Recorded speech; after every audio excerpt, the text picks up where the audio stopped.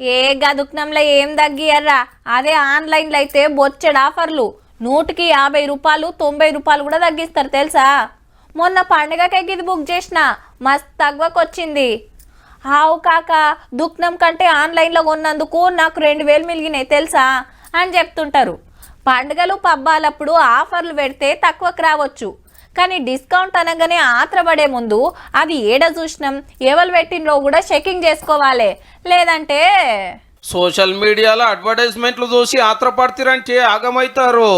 Online అంగట్లో అగ్గొక్కే వస్తువులు అమ్ముతున్నామని Facebook ఇన్స్టాలో పోస్టులు పెట్టి పొల్లు దోసుకోబోతున్నారు. మళ్ళా 3 కలిపి 350 అని చెప్పినారు. ఏంటి, ఒకటి kettle, flask, 3 water bottle. Official ఆఫీస్లో సేమ్ డిటో ఉంది, 1750 ఉన్నాయి అన్నట్టు 3 ఆర్టికల్స్. లింకులు తెరిచినామంటే పైసలు కట్ అయితే గానీ వస్తువు రాదు. అటెంక ఫోన్ చేసి అడ్రస్ అప్డేట్ కాలేదని అదని ఇదని వంకలు చెప్పి ఓటీపీలు అడుగుతారు.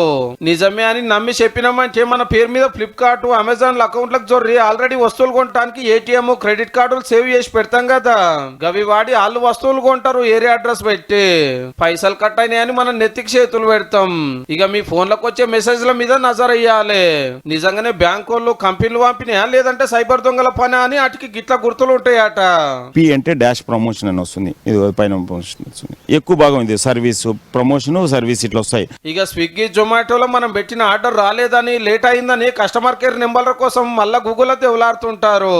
గట్లా చేస్తే మళ్ళా దొంగల చేతిలో పడ్డట్టేనుల్లో.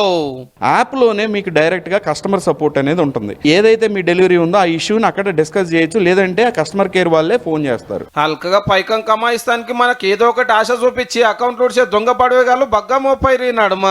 కాబట్టి అడ్డమైన లింకులు తెరవకుండ్రి, ఎవరికి ఓటీపీలు చెప్పకుండ్రి. ఏడగింత లాపారో చేసినా మీ అకౌంట్ తాళము దొంగలకు ఇచ్చినట్టే మరి.